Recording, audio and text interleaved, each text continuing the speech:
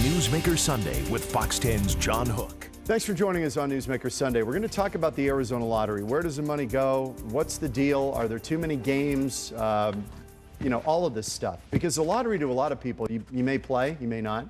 But a lot of it is a mystery, frankly, to a lot of Arizonans, even though it was approved by voters by a pretty narrow margin back in 1980. So we're a ways into this experiment, no longer an experiment. And our guest this week on Newsmaker Sunday is Tony Bouie, who was appointed by Governor Doug Ducey at the end of January, took the job in early February.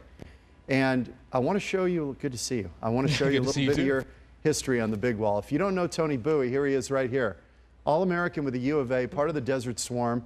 Can you name every guy in that picture? Oh, absolutely. Brandon Sanders, Teddy Bruschi, Jim Hoffman, and Sean Harris.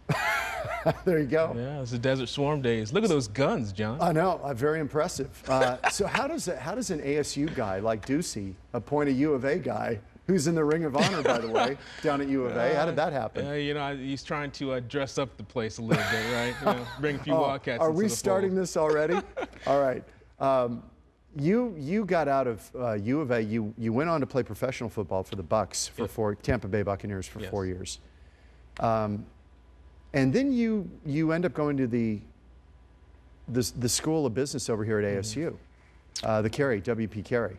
And that starts your journey on a whole nother track. Yeah. Tell me how that went.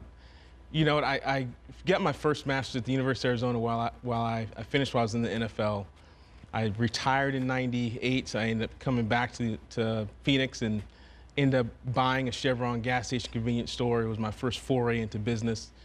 And after about a year into that, I thought to myself, you know, I don't know enough about business. So I ended up going back to school to get an MBA at WP Carey. And then you continue down this business track. How do you end up in the lottery? How do you end up appointed by Ducey? How did that happen? You know what? I ended up moving out of my own business and went to work for Circle K, ran the west side of Phoenix for Circle K, and then they went through the ownership changes from ConocoPhillips and from Tosco to ConocoPhillips and thereon.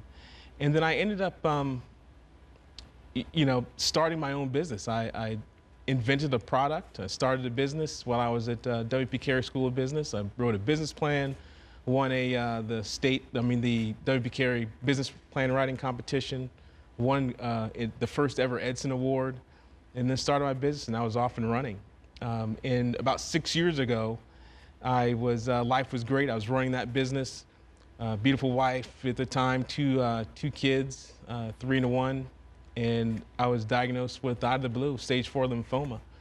And I'd always wanted to run for office, but I thought it'd be later in life. And so I said, you know, life is short. Let's do it now.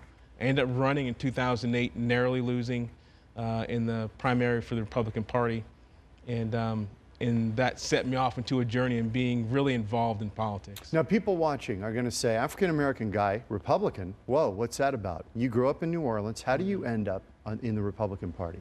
You know, I think it's not uncommon for people, African-Americans, to have the values of the Republican Party, but there's just an entrenched kind of lineage of people just signing the D on their name when they become of age to vote, which was my history. I grew up in New Orleans. My dad said, hey, you know, selective service, check a D, there you go. Didn't vote in primary, so I really didn't see the R in the D ticket. It was, here's a ticket, you vote for whoever General you election. want. Yeah, you're just voting for whoever you liked. Yeah. And when I really realized, it was my first year in the National Football League, my first check, and I got it and I looked at it, and it was, I mean, this is the coup de grace. You finally made it. Yep. And you look at the taxes, right? And half of it was gone. Oh, yeah. And I remember getting up from my locker room, walked to the front office of the accountant, and said, hey, I got a problem with my, you know, where's the rest of it? And he's like, that's the government for you. And no kidding. That was the kind of genesis of me really thinking, that's not right. That was the moment where you said, what is going on here? Why didn't I get all the money that I've worked so hard for when I finally got to where I was going? Very, very interesting. So let's fast forward to the lottery. As you know, voters approved it in 1980. So we end up with this thing, and I was around at the time and going to ASU, pardon me. And there was such a debate about whether this would increase gambling, whether this would lead to addiction, that this was a road that we may not want to go down. Yeah. What would you say to those folks now as we're, what are we, 35 years later? Yeah, you know, you really have to be responsible when playing. You know, we give $300,000 a year to the Problem Gambling Fund, operated by the Department of Gaming. We message all of our players about being responsible when they play. And I'm to the on the side where I don't tell people what to do with their money, but we want to be responsible in what we do with the lottery. It's hard to replace $176 million in fund transfers, which we gave last year, and a record number, by the way. And even opponents of the lottery in the legislature say it'll never be repealed because there's no way you could replace those revenue streams. Can't replace it. Right. Let's talk about where the money goes, and we'll show some people playing, and I'll ask you in a minute about all the games that are going on. But obviously Powerball was a big deal, and I remember when Governor Symington appointed a new lottery director at that time from Kansas, I seem to recall. And Governor Symington said, we're gonna get into the Powerball business because there's big money in that. Yeah. This has been a good thing? It's been a very good thing for Arizona. You know, it is becoming a smaller portion of our product sales. Most of our, about 71% comes from instant tickets, the scratcher tickets. Is that right? Yeah. And the other remaining piece really comes from online interstate games, Mega Millions and Powerball. Right, right. Let me run through some of these because I was astonished. I've got to be honest, Tony. I don't play a lot of the lottery games. I might buy a Powerball occasionally, but you've got Powerball, Mega Millions, the Pick, Fantasy 5, Pick 3, weekly winnings, all or nothing. Yeah, that's a lot of games. The online games, which is what you're talking about, those are 50% margins for the lottery. So we love to sell those. The scratcher tickets vary from ticket to ticket what that margin is. But when we sell, in particular, the Pick or the Fantasy 5, we send 50% of that back. You know, is ours, and we send roughly 22 to 25% of what we generate back to the state. This was an astonishing number.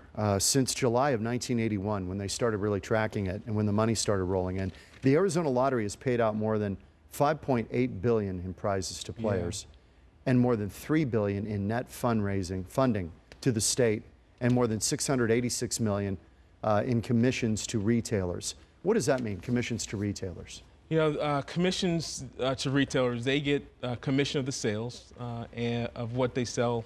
An incentive to have it. Yes, absolutely.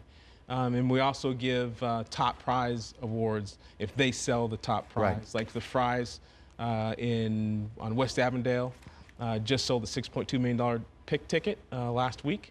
They'll get a pretty good check as a reward. Did a winner come forward on that one? Yes. He just came, I believe it was yesterday. Anonymous? Actually, he opted out of it, so he allowed his name to be released in his picture. How do you feel about that, about releasing the name of lottery winners? And they have a choice now, don't they? They do. SB 1047 allows them to remain anonymous for 90 days. They opt into that automatically. If you want your name to release, then you've got to opt out of it. I think it's really important for the general public to see who we give the money to, that people are real. It goes to the integrity of the game, in my opinion. If people don't eventually see who it is, they think, you know, did somebody win? Are they just giving it away? Are they keeping it at the lottery? So we need to make sure that we continue to show who is winning these tickets. Remind me again, if you win, how long do you have to turn in a winning ticket? You have 180 days after the draw, or if it's an instant ticket, scratcher ticket, you have 180 days after the game is pulled from the shelf to claim your prize. Do we have a lot of unclaimed prizes in Arizona? We do. Last year, it was about $5.7 million that was in the unclaimed prize fund. That's a lot of dough. It is. And believe me, we're going to do something about it. In my opinion, that is 180 degrees opposite of what the lottery should be doing, which is if you buy a ticket and you win, you should get your prize. I mean, that's kind of what the social contract really is. So we're going to be putting in technology going forward about if you win, we want to notify you before the 180 days is up. And that'll be a free opt-in program for people. How would you do that? That would require a big technology change, right? You have to identify, the person has to identify who they are to make sure that they're reminded. They would. So our largest vendor, we just went through a change, we're going through a change, excuse me, this coming summer. to a new online gaming company, and I'm working with them to get that into place. So you buy a scratcher ticket, you buy a pick ticket or Powerball, go online, it's your own account, scan it into a mobile app, or put the numbers into your player profile, and we have that information. If it comes up as a winner, we want to ping you before the 180 days is up. Hey, you've got a winning ticket in your pocket. This is going to be a bonanza, because I would think the real barrier for a lot of people playing these games is inconvenience. They don't want to run down to a store and play. You're saying you're going to be able to play all this online. Well, no, I'm not saying you're going to be able to play online. I'm saying you're going to be able to buy your ticket in person, yes, and then scan it or type the numbers into your player profile. So we have it. So we make sure that if those numbers come up in our winning profile, that we can email you or whatever way that we. So that they know who you are. Yes. Could you ever get to a point where you could start to play any of this online? You know, some states have tried that. That's not a place that we want to go. We don't want to expand the lottery into a place that makes it too easy to play. Yeah, interesting. So you want that barrier to a degree, so that it's not too easy to play. As long as I'm there, I don't see us doing it. You got in February. When you got in, what was the learning curve? You know, just all the moving parts. I mean, it's such a niche industry. There's only 44 of us in the United States. That, you know, from the prize structure to the very few vendors that actually provide these services to the lotteries across the country, to working politically on how that works in each state is very unique, and you've got to really, you know, bury your head in when you get there and make sure you know what you're doing. Is there a direction that you would say you're trying to take the lottery that may be different than Jeff Hatch-Miller, who had the job before you? Absolutely. You know, Jeff did a good job, but I think, you know, under my tenure, I want to do three things in particular. One is I wanted the lottery to be really transparent. So all of our contracts are going to be placed online. In the past, subcontracting with the lottery has been kind of invisible. What's the problem? You just feel the public needs to know who's involved? I think they need to know. I think they know where we spend our money. I think for small businesses that want to do business with the lottery, they should be able to bid on subcontracting opportunities. So I've, you know, read all of our top 7 contracts and started amending them. So subcontracting opportunities will be visible. They'll be posted. So if we, you know, buy shirts or buy media or whatever it is, small businesses will be able to bid on those opportunities. Being a small business owner myself, I think it's important that they have the opportunity. I can't say they're going to win, but they should have the opportunity to bid on our subcontract. And then what are the other things you want to do? Number 2 is we got to be more corporately responsible. There's a perception, which is not true, that the lottery preys on the poor. And to any way that we can mitigate that perception, we'll do it. So our billboards, which we spend millions of dollars on billboards, we are going to take those down or make them just generic messaging in low-income neighborhoods. The second thing we're going to do with that is we are not going to go actively recruit retailers in low-income neighborhoods. Now, if they come to us, that's different. You know, it's our responsibility to license them. But we're not going there and trying to pepper low-income neighborhoods with retail locations. Does that come, may I ask, does that come from the governor? Or is that your own thought? No, these are my thoughts I've had from the day that I got the call. Do you need to run stuff by him and say, here's the direction I'm thinking of going here? They certainly want to be in the know, yes. Okay. And we give them kind of what the direction we're going. He's given pretty much every deputy director, agency director, the ability to be a CEO. And I think that's very telling of his personality. I wanted to ask you about that just quickly before we go to break, because we have to take a break here. But you've been able to size him up because you're a business guy. He's a business guy. Yeah. He talked about running this like a business. Are you seeing that? Oh, absolutely. Absolutely. We are, as directors, we are put through the gamut. You know, we were the first, one of the first agencies to go through this lean management program. So our licensing program for retailers has been reduced by 50%. So if you want to be a retailer, it takes 50% less time than in the past to become licensed. Getting rid of regulation. Yep, absolutely. That's something he's talked a lot about in the campaign. Yeah. We're back with Tony Bouie. He is the lottery director, has been since February of this year, and we'll continue our conversation on Newsmaker Sunday right after this. Back on Newsmaker Sunday with your new lottery director. This is Tony Bouie. He was just a terrific safety for University of Arizona, and then he was an All-American at U of A, and then played professionally for the Tampa Bay Buccaneers. Went to W.P. Carey, got his degree, got your master's, yep. And into business of his own, and then becomes a lottery director.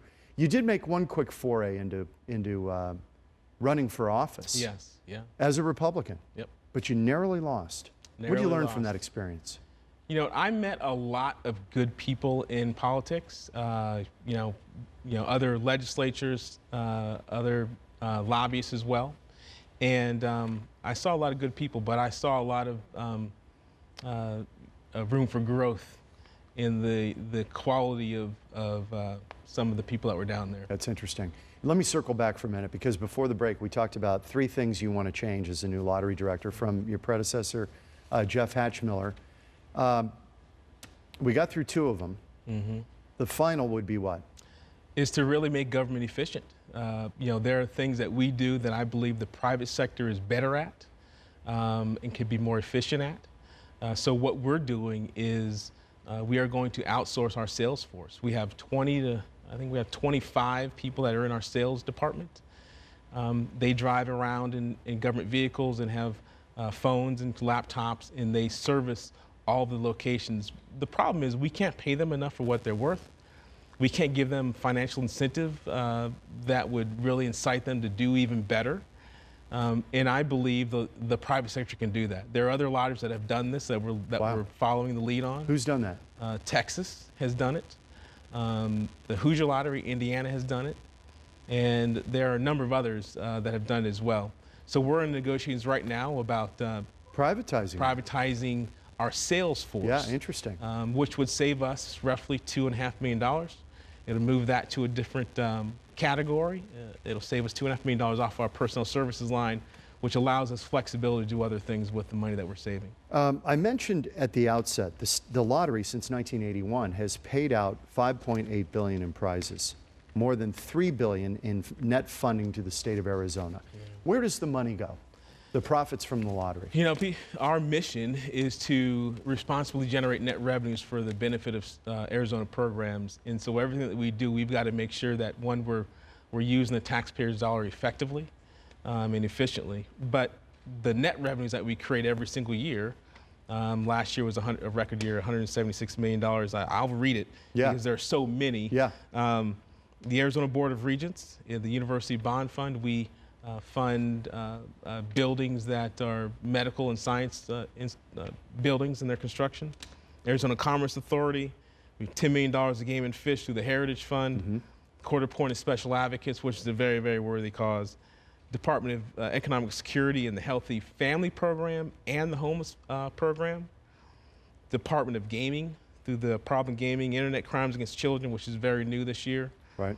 The Local Transportation Assistance Fund, Tribal College Scholarship Fund, and the Victims' Rights Enforcement Fund. There are a lot of worthy beneficiaries that we Education gets a big chunk. Right? Absolutely. You know what? We give, I think last year was about $66 million to the general fund, and that money is divvied up by the legislature. So whatever percentage of the general fund goes to education, that would be that percentage. And that was one of the knocks on the way this is structured, is that some of that money goes into the legislature, and some of the tracking of that money, it's hard to know exactly, does it go to education or do the lawmakers spend it on something else? You're absolutely right. There are other states that are only education lotteries. Could that be coming? Is that a possibility, or would that require a change in statute? That would require a change in statute, but it's been done. There are a number of other lotteries. There are several billion-dollar lotteries. 48% of those billion-dollar lotteries are education only. There's something to be said about this is where the money goes, and it only goes here. Right. But that would be a heavy lift. Some of the money goes to roads too, doesn't it? It does. We, I believe it's $11 million a year goes to the Local Transportation Assistance Fund. There's no undoing the lottery. You said 44 states have it now out of 50. Yes. Has tribal gaming impacted lottery revenues? You know, there are 44 lotteries, and our statutory restriction on age is 21. We are only one of 3 lotteries out of the 44 that have it at 21. Everybody else has it at 18.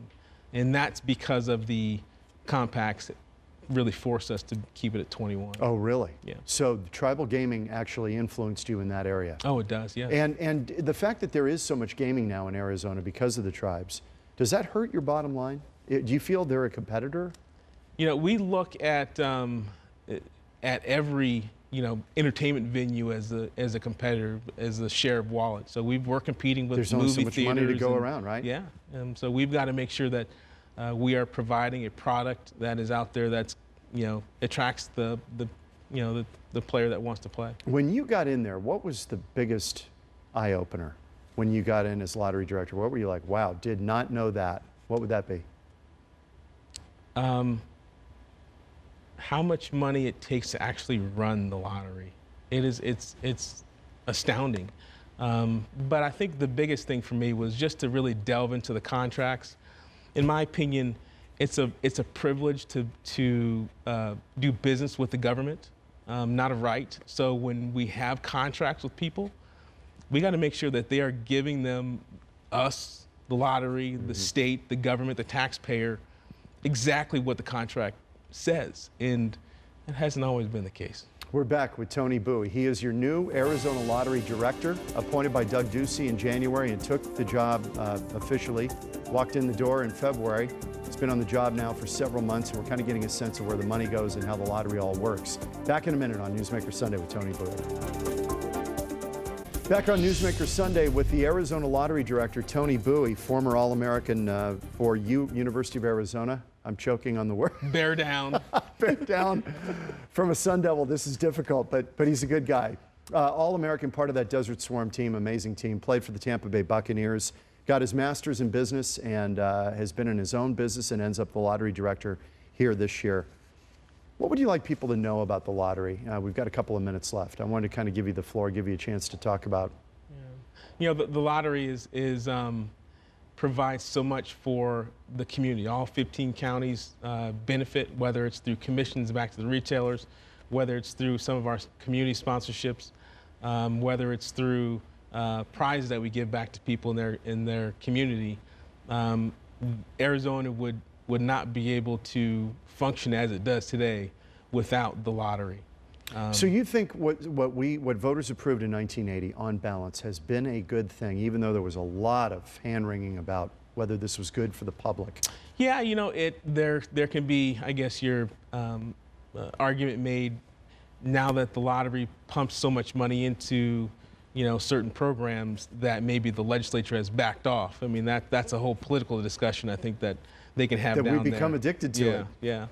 Fiscally addicted to it. It probably should be on top of whatever else they do. But, they can argue that till they're blue in the face down there. But I think the lottery is very, very needed. And under my tenure, we're going to make sure that we're responsible in advertising the lottery and the games that we put out. What do you think is coming in this whole industry? What is out there on the horizon that we may not have even talked about in my world? There are going to be states that delve into the online piece of it. They are. But like I said before, that's nothing that we want to do. We'll actually see what happens. But there's a whole legal battle, not congressional battle, about RAWA, which is the Wire Act that they're trying to put on lottery. A few seconds left. You mentioned to me in the break, this is a very highly secure deal, the lottery. Yeah. It is really a secure system. Without people really believing that the lottery has the integrity, it falls apart. If people think we're shifting numbers or we're doing something nefarious, the whole thing will fall apart. So you have to make sure that the public believes in the integrity of the lottery. Hey, listen, great to see you. Thank Congratulations on the job, and we'll have you back. Yeah, Tony Bouie, your lottery director for Arizona. Back on Newsmaker Sunday next week. Enjoy the rest of your weekend.